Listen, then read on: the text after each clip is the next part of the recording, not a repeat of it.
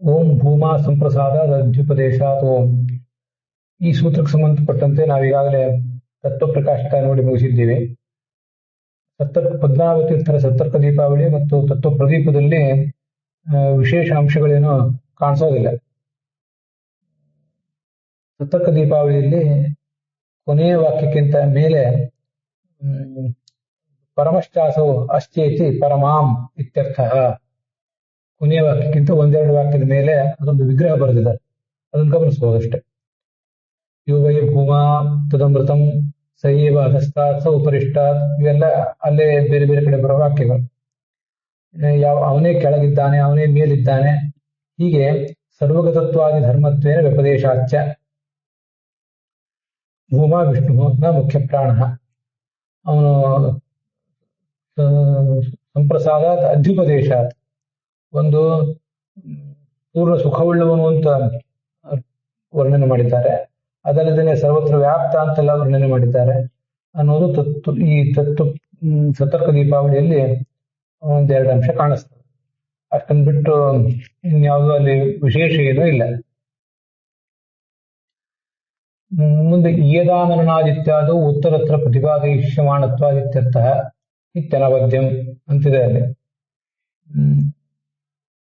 ಕೊನೆಗೆ ಇಯದಾಮನನಾಥ್ ಅಂತ ತಾರತಮ್ಯವನ್ನು ಪ್ರತಿಪಾದನೆ ಮಾಡುವ ಒಂದು ಸೂತ್ರ ಇದೆ.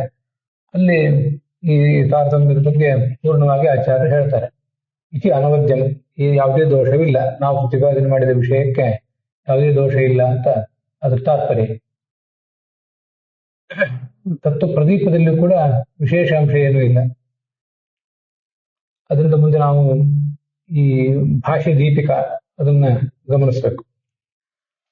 ಭೂಮಾ ಸಂಪ್ರಸಾದ ಅಧ್ಯುಪದೇಶಾತ್, ಅದು ಆ ವಿಷಯ ಸೂತ್ರ ಬರೋದಕ್ಕಿಂತ ಮುಂಚೆ ಅವರು ಸುದೀರ್ಘವಾದ ಅವತಾರಿಕ ಬರೆದಿದ್ದಾರೆ. ಅದರಲ್ಲಿ ಇರುವಂಥದ್ದನ್ನ ಎಲ್ಲದನ್ನೇ ನೋಡ್ಬೇಕಾಗಿಲ್ಲ. ಭಾಷ್ಯ ದೀಪಿಕಾದಲ್ಲಿ 2ನೇ ಪ್ಯಾರಾಗ್ರಾಫ್ನಲ್ಲಿ ಶ್ರುತವು ಪೂರ್ವ ಪಕ್ಷೆ ಪ್ರಾಣಶಬ್ದ ವಾಯು ಮಾತ್ರ ಪರಃ. ಛಾಂದೋಗ್ಯ ಉಪನಿಷತ್ತಿನಲ್ಲಿ ಪೂರ್ವ ಪಕ್ಷದವರು ಭಾವಿಸಿರುವಂತೆ ಪ್ರಾಣ ಶಬ್ದ ವಾಯು ಕೇವಲ ವಾಯುವನ್ನು ತಿಳಿಸ್ತವೆ. ಆದರೆ ಭಾಷ್ಯ ಹೇಳುವಂತೆ ನಮ್ಮ ಸಿದ್ಧಾಂತದಲ್ಲಿ ವಾಯು ಮತ್ತು ವಿಷ್ಣು ಉಭಯವರನ್ನು ಕೂಡ ಹೇಳ್ತದೆ. ಆದರೆ ನ್ಯಾಯ ವಿವರಣ ಮತ್ತು ಛಾಂದೋಗ್ಯ ಭಾಷ್ಯ ಇದನ್ನು ನೀವು ನೋಡಿದ್ರೆ ಕೇವಲ ವಾಯುವನ್ನು ಮಾತ್ರ ಹೇಳುವಂತೆ ಕಾಣಿಸ್ತದೆ. ನಚ ವಾಯು ವಿಷ್ಣು ಉಭಯ ವಾಚಿತ್ವಂ ವಾಯು ಮಾತ್ರ ವಾಚಿತ್ವಂ ಇತಿ ಅರ್ಥದ್ವಯಂ ವಿರುದ್ಧಂ. ಒಂದು ಕಡೆ ವಾಯು ವಿಷ್ಣು ಇಬ್ಬರನ್ನೂ ಹೇಳುವುದು ನಮ್ಮ ಸಿದ್ಧಾಂತ ಇಲ್ಲಿ ಭಾಷ್ಯಕ್ಕನುಸಾರವಾಗಿ, ಮತ್ತು ಛಾಂದೋಗ್ಯ ನ್ಯಾಯ ವಿವರಣೆ ಇತ್ಯಾದಿಗಳಲ್ಲಿ ವಾಯುವನ್ನು ಮಾತ್ರ ಹೇಳುವುದು ವಿರುದ್ಧ ಏನಲ್ಲ. ಅಂತರ್ಯಾಮಿ ವಿವಕ್ಷೆಯ ಭಾಷ್ಯಸ್ಯ, ಭಾಷ್ಯ ಅನ್ನೋದು ಅಂತರ್ಯಾಮಿಯಾದ ಪ್ರಾಣವನ್ನು ಉದ್ದೇಶಿಸಿ ಹೇಳ್ತದೆ. ತದ ಅವಿವಕ್ಷೆಯ ವಿವರಣಾದೇಹ ಪ್ರವೃತ್ತತ್ವ, ಅಂತರ್ಯಾಮಿಯನ್ನು ವಿವಕ್ಷಿಸದೆ ಕೇವಲ ಹೊರಗಿರುವ ಮುಖ್ಯ ಪ್ರಾಣ ಏನಿದ್ದಾನೆ ಅವನನ್ನು ಮಾತ್ರ ಇಟ್ಕೊಂಡು ಭಾಷ್ಯ ಮತ್ತು ನ್ಯಾಯ ವಿವರಣೆಗಳು ಹೊರಟಿವೆ. ಆದ್ರಿಂದ ಅವುಗಳಲ್ಲಿ ಏನೂ ದೋಷ ಇಲ್ಲ ಅಂತ ಅದರ ತಾತ್ಪರ್ಯ. ಮುಂದೆ ಭಾಷ್ಯ ದೀಪಿಕಾದಲ್ಲಿ ಅದರ ಮುಂದಿನ ಪುಟದಲ್ಲಿ 340ನೇ ಪುಟದಲ್ಲಿ ತಥಾಚ ಆದ್ಯ ಪಕ್ಷೆ ಪ್ರಾಣ, ಅದಕ್ಕೆ ಅವರು ಸ್ಪಷ್ಟವಾಗಿ ಅರ್ಥ ಬರೀತಾರೆ, ಹೇಗೆ ಅರ್ಥ ಇಟ್ಕೋಬೇಕು ಅಂತ. ಪ್ರಾಣ ಪ್ರಾಣನು, ಆಶಾಯ ಅಂದ್ರೆ ಭಾರತ್ಯಾ ಅಂತ ಅರ್ಥ, ಭೂಯಾನ್ ಗುಣತೋ ಜ್ಯೇಷ್ಠ. ಏವಂ ಪ್ರಾಣ ತದಂತರ್ಯಾಮಿ ವಿಷ್ಣು ಆಶಾಯ ಅಮಿತತ್ವಾದೇವ ತತಃ ಆಶಾಯಾಶ್ಚ ಭುಜಾನಿತ್ಯರ್ಥಃ. ಪ್ರಾಣ ಆಶಾದೇವಿಯ ಪತಿಯಾದಂತಹ ಮುಖ್ಯ ಪ್ರಾಣ ಅಂತೂ ಶ್ರೇಷ್ಠ ಆಗಿದ್ದಾನೆ. ಅವನ ಅಂತರ್ಯಾಮಿ ಆಗಿರ್ತಕ್ಕಂತಹ ಭಗವಂತನೂ ಕೂಡ ಅಂತರ್ಯಾಮಿ ಆದ್ರಿಂದನೇ ಆ ಆಶಾಕ್ಕಿಂತ ಶ್ರೇಷ್ಠನಾಗಿದ್ದಾನೆ ಅಂತ ಹೀಗಾದ್ರ ತಾತ್ಪರ್ಯ ಆಗ್ತದೆ.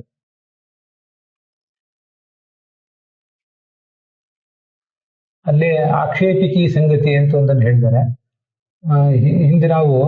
ಹಿಂದಿನ ಪ್ರಕರಣಗಳಿಗೂ ಈ ಪ್ರಕರಣಗಳಿಗೂ ಏನು ಸಂಗತಿ, ಏನು ಸಂಬಂಧ ಅಂತೆಲ್ಲ ವಿಚಾರ ಮಾಡ್ತಾ ಇದ್ವಿ. ಇದೊಂದು ಆಕ್ಷೇಪಿಕಿ ಸಂಗತಿ ಅಂತ. ಹಿಂದೆ ಆನಂದಮಯ ಎಂಬ ಶಬ್ದದಿಂದ ಭಗವಂತನಿಗೆ ಉತ್ಕೃಷ್ಟ ಆನಂದ ಪೂರ್ಣತ್ವವನ್ನು ಪ್ರತಿಪಾದನೆ ಮಾಡಿದ್ದಾರೆ. ಅದನ್ನ ಇಲ್ಲಿ ಈ ಪ್ರಕರಣದಲ್ಲಿ ವಾಯು ಆಕ್ಷೇಪ, ವಾಯುವಿನಲ್ಲೇ ಬಂತಲ್ಲ ಪೂರ್ಣಾನಂದತ್ವ, ಹೇಗೆ ವಿಷ್ಣುವಿಗೆ ಬರೋದು ಅಂತ ಆಕ್ಷೇಪ ಮಾಡಿದ್ದಾರೆ. ಆದ್ರಿಂದ ಆನಂದಮಯ ಪ್ರಕರಣದಿಂದ ಈ ಪ್ರಕರಣಕ್ಕೆ, ಆನಂದಮಯಾಧಿಕರಣದಿಂದ ಈ ಭೂಮಾಧಿಕರಣಕ್ಕೆ ಏನ್ ಸಂಗತಿ ಅಂದ್ರೆ ಆಕ್ಷೇಪಿಕಿ ಸಂಗತಿ. ಹೀಗೆ ಆಕ್ಷೇಪ ಮಾಡಿ ಅದು ಪ್ರಶ್ನೆ ಮಾಡಿ ಹೊರಟಿರುವುದರಿಂದ ಇದನ್ನ ಆಕ್ಷೇಪಿಕಿ ಸಂಗತಿ ಅಂತ ಹೀಗೆ ಹೇಳ್ತಾರೆ. ಮುಂದೆ 341ನೇ ಪುಟದಲ್ಲಿ ಅಲ್ಲಿ ಪ್ರಶ್ನೆ ಮಾಡಿದ್ದಾರೆ. ತಥಾಚ ಅಯಂ ಪ್ರಾಣಶುದ್ಧ ವಾಯುವಾಚ್ಯೇವ ನ ವಿಷ್ಣುವಾಚಿ, ವಿಷ್ಣುವಾಚ್ಯ ಅಲ್ಲ ಅದು. ಕುತಃ ಅಂದ್ರೆ ಉತ್ಕ್ರಾಂತ ಪ್ರಾಣ ನಿತ್ಯಾದೋ ತಲ್ಲಿಂಗಾತ್ ಪ್ರಾಣಸ್ಯ ಉತ್ಕ್ರಮಣಾದಿ ರೂಪ ಲಿಂಗಶ್ರವಣಾದಿ ಯೋಜನಾ. ಪ್ರಾಣನೇ ಅಲ್ಲಿ ಉತ್ಕ್ರಾಂತನಾಗ್ತಾನೆ ಆ ತಂದೆ ತಾಯಿ ಮೊದಲಾದವರ ದೇಹದಿಂದ ಅಂತ ಹೀಗೆ ಬಂದಿದೆ. ಉತ್ಕ್ರಾಂತ ಪ್ರಾಣ ಏಭ್ಯಸ್ತೆ ಉತ್ಕ್ರಾಂತ ಪ್ರಾಣ ಬಹುವ್ರೀಹಿ ಸಮಾಸ ಮಾಡಿ ತೋರಿಸಿದ್ದಾರೆ. ತಾನು ಮಾತೃ ಪಿತ್ರಾಚಾರ್ಯಾದೀನ್ ತಂದೆ ತಾಯಿ ಗುರು ಮೊದಲಾದವರನ್ನ, ಸಮಾಸಂ ಅಂದ್ರೆ ಸಾಕಲ್ಯೇನ ಅಂತ ಅರ್ಥ. ವ್ಯತಿಷಂ ಏಕದೇಶೀಯನ ಚ ಶೂಲೇನ ವಿಲುಂಠ್ಯ ಯದಿ ದಹೆ ಪುತ್ರ. ಈ ದಹನ ಮಾಡುವಾಗ ಚಿತೆಯ ಮೇಲೆ ಇಟ್ಟಿರ್ತಾರೆ, ಆವಾಗ ದೇಹ ಸರಿಯಾಗಿ ಕೂತ್ಕೊಳ್ಳಿ ಅಂತ ಅದನ್ನ ಒಂದು ಶೂಲದಿಂದ ಚುಚ್ಚುತ್ತಾರೆ ಅಂತ ಹೀಗೆ ಅರ್ಥ ಕಾಣಿಸ್ತದೆ. ಯದಿ ದಹೆ ಪುತ್ರ ಶಿಷ್ಯೋವ ತಥಾ ತಥಾ ನೈನಂ ಬ್ರೂಯು ಜನಾಹ. ಅವನನ್ನ ಪಿತ್ರಹ ಮಾತ್ರಹ ಅಂತ ಹೀಗೆ ಯಾರು ಕೂಡ ಏನು ಹೇಳೋದಿಲ್ಲ ಅಂತ ಅದರ ಅರ್ಥ. ಶೂಲದಿಂದ ತಿವಿದು ಸಂಪೂರ್ಣವಾಗಿ ಸುಟ್ಟರು ಅಂತ ಹೀಗಿದೆ. ಸಮಾಸಂ ವ್ಯತಿಷಂ ದಹೇತ್ ಅಂತ ಹೀಗಿದೆ. ಸಂಪೂರ್ಣವಾಗಿ ತಿವಿದು ಸುಟ್ಟರು. ವ್ಯತಿಷಂ ಅಂತ ಅನ್ನೋದಕ್ಕೆ ಅಲ್ಲಿ ಅರ್ಥ ಬರದಿರಲಿಲ್ಲ. ವ್ಯತಿಷಂ ಏಕದೇಶೀಯನ ಚ ಅಲ್ಲಿ ಸಮಾಸಂ ಮತ್ತು ವ್ಯತಿಷಂ ಎರಡನ್ನೂ ಕೂಡ ಶೂಲೇನ ಅಂತ ಅನ್ನೋದಕ್ಕೆ ಶೂಲೇನ ವಿಲುಂಠ್ಯ, ವಿಲುಂಠ್ಯ ಅಂತ ಅನ್ನೋದು ಕ್ರಿಯಾಪದ ಮೂಲದಲ್ಲಿ ಅಲ್ಲಿಲ್ಲ. ಶೂಲೇನ ದಹೇತ್ ಅಂತ ಅಷ್ಟು ಮಾತ್ರ ಇದೆ. ಶೂಲದಿಂದ ತಿವಿಯುವುದು ಅಲ್ಲಿ ಅದನ್ನ ಅಡ್ಜಸ್ಟ್ ಮಾಡೋದು ಅಂತ ಹೀಗೆ ಅರ್ಥ ಹೇಳ್ತೀವಲ್ಲ, ಪೂರ್ಣವಾಗಿ ಕೆಲವು ಸಲ ಅಡ್ಜಸ್ಟ್ ಮಾಡೋ ಪ್ರಸಂಗ ಬರ್ಬೋದು, ಅಥವಾ ಸ್ವಲ್ಪ ಮಾತ್ರ ಅಡ್ಜಸ್ಟ್ ಮಾಡೋ ಪ್ರಸಂಗ ಬರ್ಬೋದು. ಸುಡುವುದು ಅರ್ಧ, ಸ್ವಲ್ಪ ಸುಡುವುದು, ಪೂರ್ಣ ಸುಡುವುದು ಅಂತ ಅರ್ಥ ಅಲ್ಲ. ಪೂರ್ಣವಾಗಿ ಸುಡ್ಲೇಬೇಕು, ಅದು ನಂಗೆ ಗೊತ್ತಿದೆ. ಶೂಲದಿಂದ ಒಂದು ಯಾವುದೋ ಕಟ್ಟಿಗೆಯೋ ಮತ್ತೊಂದು ಏನೋ ತಗೊಂಡು ಅದನ್ನ ಅಡ್ಜಸ್ಟ್ ಮಾಡುವುದಕ್ಕೆ ಆ ಶಬ್ದ ಅಲ್ಲಿ ಅನ್ವಿತ ಆಗ್ತದೆ ಅಂತ ತಿಳ್ಕೊಂಡ್ರೆ ಸರಿಯಾಗುತ್ತೆ. ಈ ಪ್ರಶ್ನಕ್ಕೆ ಉತ್ತರ ಕೊಡುವಾಗ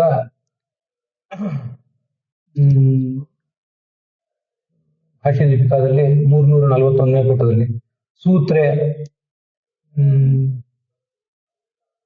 ಸಂಪ್ರಸಾದ ಇತ್ಯನೇನ ಇತಿ ಪ್ರಸಾದಃ ಸುಖಂ ಸಮ್ಯಕ್ ಪ್ರಸಾದಃ ಸಂಪ್ರಸಾದಃ ತಸ್ಮಾದಿತಿ ವಿಗ್ರಹಃ. ಸಮ್ಯಕ್ ಪ್ರಸಾದಃ ಸಂಪ್ರಸಾದಃ, ಚೆನ್ನಾಗಿ ಪ್ರಸಾದ ಅಂತ ಅದರ ತಾತ್ಪರ್ಯ.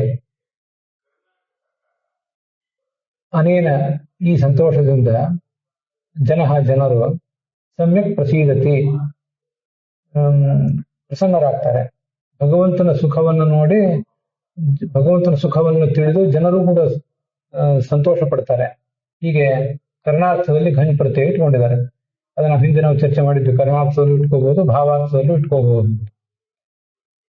ಪ್ರಸೀದತಿ ಅನೇನ ಇತಿ ಪ್ರಸಾದ ಸುಖಂ. ಕಹ ಪ್ರಸೀದತಿ ಜನ. ಕೆಳಗೊಂಡ್ರೆ ಜಗತ್ತಂತ ಪಾಠ ಇದೆ. ಭಗವಂತನ ಸುಖವನ್ನು ತಿಳ್ಕೊಂಡ್ರೆ ನಾವು ಕೂಡ ಸುಖ ಪಡ್ಕೋತೀವಿ ಅಂತ ಹೀಗಾದ್ರೆ ತಾತ್ಪರ್ಯ. ಅಲ್ಲಿ ಕಳೆದ ದಿವಸ ನಾವು ಒಂದು ಚರ್ಚೆ ಮಾಡಿದ್ವಿ. ಪ್ರಸೀದತೆ ಅನೇನ ಅಂತ. ಸಂತೋಷ ಇದ್ರೆ ಪ್ರಸನ್ನನಾಗುವುದು ಯಾರು? ಭಗವಂತನೇ ಪ್ರಸನ್ನನಾಗ್ತಾನೆ ಅಂತ ಹೀಗೊಂದು ಜಿಜ್ಞಾಸೆ ನಾವು ಮಾಡ್ಕೊಂಡಿದ್ವಿ. ಆ ಸಂತೋಷದಿಂದ ಭಗವಂತ ಪ್ರಸನ್ನನಾಗುವುದು ಅಂತ ಅರ್ಥ ಅಲ್ಲ, ಜಗತ್ತು ಪ್ರಸನ್ನನಾಗುವುದು ಅಂತ ಅರ್ಥ ಬರೆದಿದ್ದಾರೆ. ಇದು ಹಿಂದೆ ನಾವು ಪಡ್ಕೊಂಡ ಸಂಶಯಕ್ಕೆ ಒಂದು ಉತ್ತರ ರೂಪವಾಗಿ ಕಾಣಿಸ್ತದೆ. ಅದನ್ನ ಗಮನಿಸ್ಬೇಕು. ಶ್ರೀ ಲಕ್ಷ್ಮೀ ವೆಂಕಟೇಶ ಪ್ರಸನ್ನ ಅಂತ ಬರೆದಾಗ, ಅಥವಾ ಅನ್ನಪೂರ್ಣ ಪ್ರಸನ್ನ ಅಂತ ಹೀಗೆಲ್ಲ ಬರೆದಾಗ, ಈ ಉಳಿದ ದೇವತೆಗಳು ಮೊದಲಾದವರು ಯಾರನ್ನ ಪ್ರಸನ್ನ ಅಂತ ಬರೆದಿರ್ತೀವಿ, ಅವರು ಭಗವಂತನ ಸುಖವನ್ನ ಅರಿತು ತಾವು ಪ್ರಸನ್ನರಾಗ್ತಾರೆ ಅಂತ ಅರ್ಥ. ಲಕ್ಷ್ಮೀ ವೆಂಕಟೇಶನೇ ಪ್ರಸನ್ನನಾಗಿದ್ದಾನೆ ಅಂದ್ರೆ ಅವನೇ ಈ ಮಹಾಸುಖವುಳ್ಳವನಾಗಿದ್ದ ಆದ್ರಿಂದ ಮಹಾಸುಖ ವಿಶಿಷ್ಟತ್ವೇನ ಸಯೇವ ಪ್ರಸೀದತಿ ಅಂತ ಇಟ್ಕೊಂಡ್ರು ಏನು ತಪ್ಪಿಲ್ಲ. ಅವನ ಒಳಗಿರುವ ಸುಖ ಅವನ ಹೊರಗಿರುವ ಮುಖದ ಮೇಲೆ ಅದು ವ್ಯಕ್ತವಾಗಿ ಕಾಣಿಸ್ತದೆ. ಹೀಗೆ ಪ್ರಸೀದತಿ ಅಂತ ಇಟ್ಕೊಂಡ್ರು ಏನು ತಪ್ಪಿಲ್ಲ. ನಮಗೆ ಲಕ್ಷ್ಮೀ ವೆಂಕಟೇಶ ಪ್ರಸನ್ನ ಅಂತ ಬಂದಾಗ ಭೂಮಾ ಸಂಪ್ರಸಾದ ಅನ್ನೋ ಈ ಸೂತ್ರದ ನೆನಪು ಬಂದ್ರೆ ಚೆನ್ನಾಗಿರ್ತದೆ. ಮುಂದೆ 342ನೇ ಪುಟದಲ್ಲಿ ಸಹಸ್ರ ಶೀರ್ಷಂ ಆ ವೇದ ಮಂತ್ರ ಇದೆ. ಅಲ್ಲಿ ಸಹಸ್ರ ಪದೋಪಲಕ್ಷಿತ ಅಮಿತ ಮೂರ್ಧಾನಂ. ಸಹಸ್ರ ಅಂದ್ರೆ ಕರೆಕ್ಟಾಗಿ 1000 ಅಂತ ಅರ್ಥ ಅಲ್ಲ. ಅದನ್ನ ಐತರೇಯ ಉಪನಿಷತ್ತಿನ ಭಾಷ್ಯದಲ್ಲಿ ಮುಂತಾದ ವರ್ಣನೆ ಮಾಡಿದ್ದಾರೆ. ಅಲ್ಲಿ ಹೀಗೆ ಹೇಳಿದ್ದಾರೆ ಅಂತ ನೆನಪು. ಸಹಸ್ರ ಅಂದ್ರೆ 1000 ಅಲ್ಲ, ಸಹಸರತಿ ಇತಿ ಸಹಸ್ರಂ. ಯಾವತ್ತು ಜೊತೆಯಾಗಿ ಸಂಚಾರ ಮಾಡುವಂಥವು ಅಂತ ಹೀಗರ್ಥ. ಭಗವಂತ ಅವನ ಈ ಎಲ್ಲ ಗುಣಗಳು, ಅವನ ರೂಪಗಳು ಅವೆಲ್ಲ ಯಾವಾಗಲೂ ಒಟ್ಟಿಗೆ ಸಂಚಾರ ಮಾಡುವಂಥವು. ಅದರಿಂದ ಸಹಸ್ರ ಅಂದ್ರೆ ಅಮಿತ, ದೇಶತಃ ಕಾಲತಃ ಎಲ್ಲ ದೃಷ್ಟಿಯಿಂದಲೂ ಅವನ ಗುಣಗಳು, ಆತನ ಕ್ರಿಯೆಗಳು, ಆತನ ರೂಪಗಳು ಒಟ್ಟಿಗೆ ಇರ್ತವೆ ಅಂತ ಹೀಗದರ ಅರ್ಥ. ಮುಂದೆ ಅಕ್ಷರ ಅಂತ ಬಂದಿದೆ. ಅಕ್ಷರ ಅಂದ್ರೆ ಸ್ವರೂಪತಃ ನಾಶರಹಿತ, ಯಾವುದೇ ನಾಶ ಇಲ್ಲ. ಅಥವಾ ಅಕ್ಷೇಶು ರಮಮಾಣಂವ, ಇಂದ್ರಿಯಗಳಲ್ಲಿ ರಮಿಸುವ ಅಂತ ಕೂಡ ಅರ್ಥ ಆಗ್ಬೋದು. ವಿಶ್ವ ಅಂದ್ರೆ ಮೇಲಿದೆ, ಜಗತ್ ಪ್ರವಿಷ್ಟ. ನಾರಾಯಣ ಅಂದ್ರೆ ಮುಕ್ತ ಸಂಘಕ್ಕೆ ಆಶ್ರಯ ಅಂತ ಈಗ ತಾತ್ಪರ್ಯ.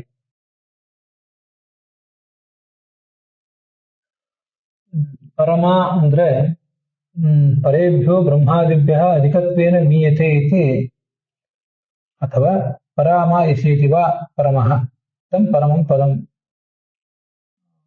ಅಲ್ಲಿ ಪರಮ ಅಂತ ಹೇಗೆ ಅರ್ಥ ಮಾಡ್ಬೇಕು ಅಂದ್ರೆ, ಪರ ಶ್ರೇಷ್ಠರಾದ ಬ್ರಹ್ಮಾದಿ ದೇವತೆಗಳಿಂದ ಮೀಯತೆ ತಿಳಿಯಲ್ಪಡ್ತಾನೆ. ಹೇಗೆ ಅಂತ ತಿಳಿಯಲ್ಪಡ್ತಾನೆ ಅಂದ್ರೆ ಅಧಿಕತ್ವೇನ ಮೀಯತೆ, ಶ್ರೇಷ್ಠ ಎಂಬುದಾಗಿ ತಿಳಿಯಲ್ಪಡ್ತಾನೆ.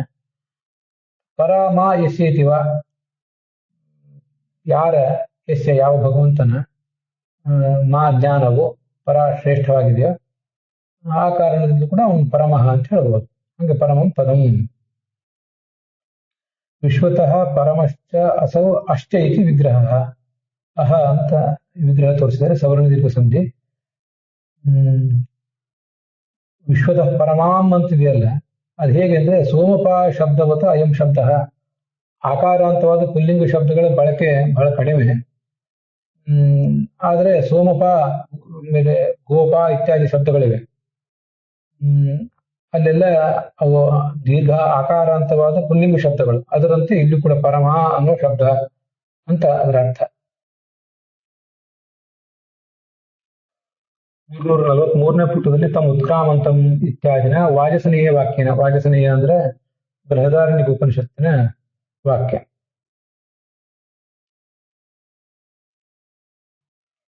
ಭಗವಂತ ಹೊರಟಾಗ ತಂ ಪ್ರಾಣ ಮುಖ್ಯ, ಉತ್ಕ್ರಾಮತಿ ಅಂದ್ರೆ ಅಲ್ಲಿ 2ನೇ ಸರಿ ಪ್ರಾಣ ಎಂಬ ಶಬ್ದಕ್ಕೆ ಮುಖ್ಯ ಪ್ರಾಣ ಅಂತ ಅರ್ಥ.